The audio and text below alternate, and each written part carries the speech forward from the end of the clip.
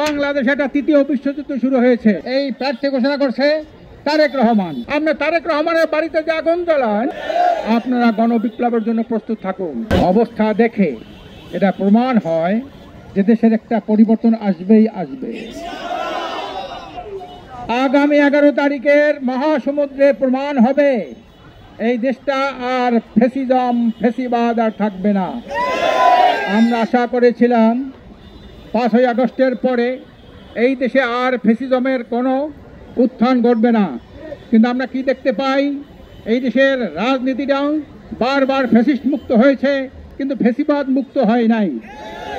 আজকের একটা দলের আপনার প্রার্থিতা ঘোষণার পরেই বাংলাদেশে একটা তৃতীয় বিশ্বযুদ্ধ শুরু হয়েছে। আজকের প্রার্থী আহত হয়েছে, কর্মীরা নিহত হয়েছে, সারা দেখে আগুন জ্বালিয়েছে। প্রার্থী ঘোষণা তো ডক্টর ইউনূস সাহেব করে নাই, এই প্রার্থী ঘোষণা করছে তারেক রহমান। আপনার রাস্তা আগুন জ্বালান কেন? ট্রেন স্টেশনে আগুন জ্বালান কেন? বাস ভাঙ্গেন কেন? আপনার তারেক রহমানের বাড়িতে যে আগুন জ্বালান, কারণ এই যে দেশে তো তারেক রহমান, এটা তো আর সরকার দেয় নাকি, বলেন ঠিক না? পরিষ্কার কথা বলতে চাই, এই দাবির সাথে সাথে, আমাদের ন্যায্য দাবির সাথে সাথে চালাও পোড়াও যদি বন্ধ না হয়, এই ফ্যাসিস্টদের রাজনীতি নিষিদ্ধ ঘোষণার দাবি আমরা তুলব। আপনারা তামাশা জাতি নিয়ে কম করেন নাই।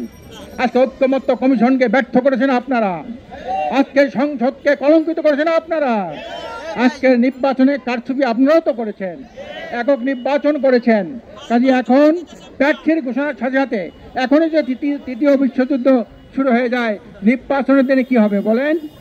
আমরা চাই, আমরা ডক্টর ইউনূস সাহেবকে বলেছি, যদি এইবার আপনার যদি একটা সুষ্ঠু অবাধ গ্রহণযোগ্য নির্বাচন দিতে না পারেন, তাহলে কিন্তু গণঅভ্যুত্থান ব্যর্থ হবে, আর গণঅভ্যুত্থান ব্যর্থ হলেই কিন্তু একটা গণবিপ্লবের সূচনা হবে। আপনারা গণবিপ্লবের জন্য প্রস্তুত থাকুন। কোনো সংসদীয় আলোচনায়, কোনো বৈঠকি আলোচনায়, কোনো ঐক্যমত্যের আলোচনায় কিন্তু কোনো সমস্যার সমাধান হয় নাই, সমস্যার সমাধান হয়েছে রাজপথে।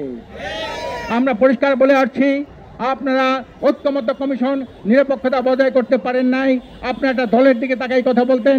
কাজে আপনারা মনে করিয়েন না আপনারা যে সিদ্ধান্ত নেবেন তাই দেশের জনগণ মেনে নেবে।